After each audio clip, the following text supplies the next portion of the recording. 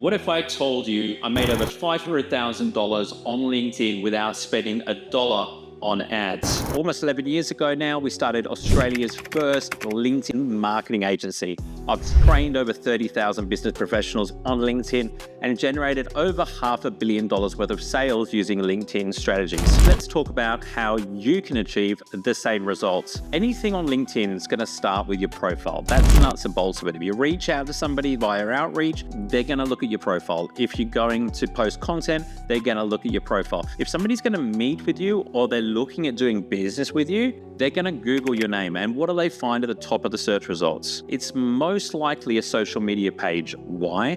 Because social media sites have a lot of inbound links. The content's always updated. So they've got like a 95, if not 100 domain rating with Google. So they're going to rank at the top. So if your LinkedIn profile is somewhat optimized, when people search for your name, they're going to reach your LinkedIn profile at the top. It's about 40% of traffic on LinkedIn actually comes from Google. So that's people generally searching for your name or your company. So you want to control what people see in the search results. Your profile is very important. Don't start posting content and doing outreach until your profile is golden. You need a clear offer, tell people what to do next, and you need to stand out from the crowd. What's the most important part of the profile? It's the headshot. One of the biggest mistakes that people make is they make their headshots private. You want to make sure it's public. Go to your settings, go to privacy, and make sure that everything on your profile is public. It's not like Facebook where you need to hide certain pieces.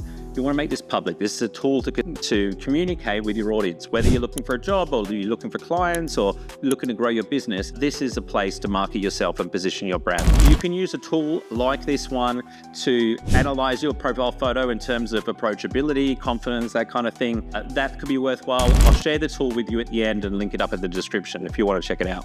Now, once you've optimized your profile, you're going to grow your network, right?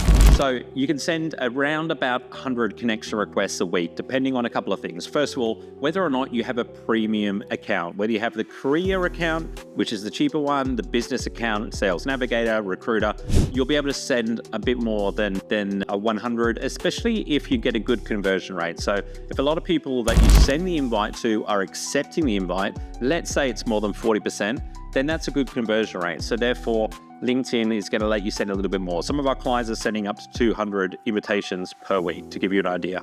And so as you grow your network, what are you doing when you grow your network? You're being proactive. What are most people doing? They're being reactive. If they're going to spend 10 minutes on LinkedIn, they log on, they see the notifications. LinkedIn is set up to respond to notifications. All social media sites are. And what do the notifications say? Oh, John Doe invited you to connect. He's a salesman at such and such labs. And you think, oh yeah, I'm supposed to grow my network, except. And then 12 months later, you come to one of my workshops and you put your hand up and say, Nathaniel, I just don't get it. LinkedIn is full of salespeople and recruiters. And I know when they say that they've been reactive, that they've just accepted whoever's coming into their inbox because they want to grow their network. Who do you think is going to send you connection requests? It's going to be salespeople. It's going to be recruiters. It's going to be salespeople. It's going to be recruiters. That's the truth. So look, if you've got a lot of sales messages on LinkedIn, it might be time to clean up your network. Now, if you're starting from scratch, beautiful. Who do you target? If you don't have a specific target market at the moment, get one, because this is how LinkedIn works. The more targeted you can be, the more successful you will become. And so using my example of how I started, I was targeting medical practices. And now keep in mind, this is probably not the best target market for LinkedIn because they're not always on their computers. When I targeted medical practices and surgeons and dentists, it wasn't long until I had over 1,000 that I was connected with in Australia. So every time I reached out to a new dentist or a famous surgeon, they would see, oh, wow, he's connected to 800 of the people that I'm connected with because he's in the same sort of space. And I would get partnership opportunities as well because I had such a big network in the medical practice world.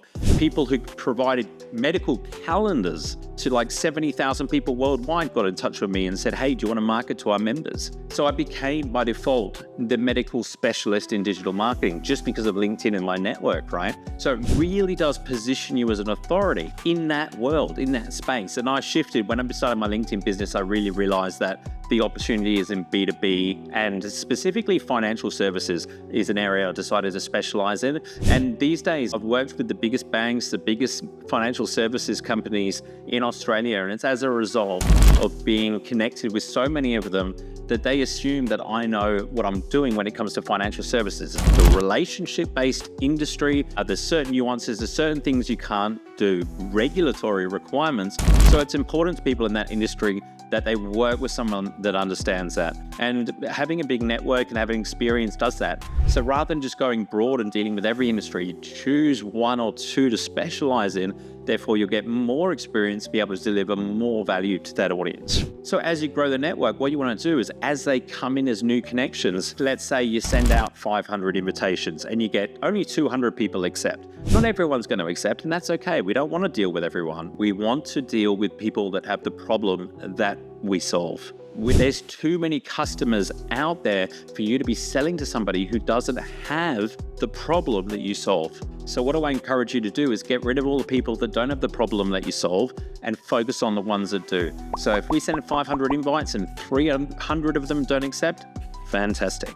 Let's focus on the 200. By the way, LinkedIn just updated their features, and now you do need to get a premium account in order to be able to send out customized connection requests. Look, you can send out just generic customer connection requests. You will grow your network, but the quality won't be as good. Why? Because people accepting them are just doing it to grow their network.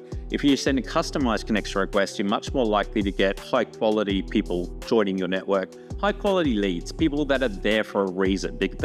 They're there because of what you send in the message. So if you send out 500 invites and you get 200 new connections, what you want to do is go to My Network tab, sort by most recent. By default, they sort by most recent. And then you want to go through and message each of them. And I'm not one of these lead generation guys that thinks that you should send drip campaigns and send them resources. And hey, I thought you would be interested in this article. I get straight to the point. I think it's important to be respectful of people's time.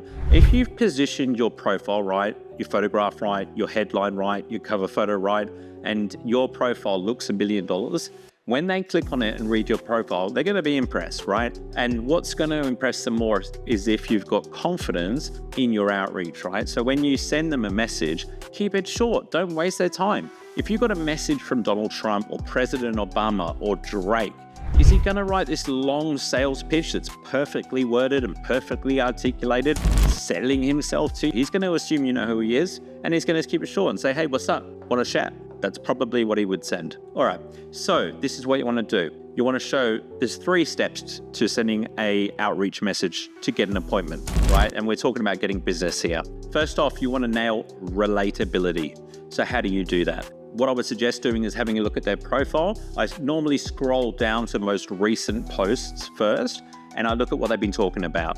So give you an example, I looked at one recently, and the company that they work for recently won an award. And I looked at the name of the award and read the post, liked it, commented on it saying congrats. Then I messaged the person saying, hey, congratulations on the blah, blah, blah award. That's very exciting. Relatability. The next step is to show interest in the other person. And so I might say after that, I've noticed that you're in the accounting industry.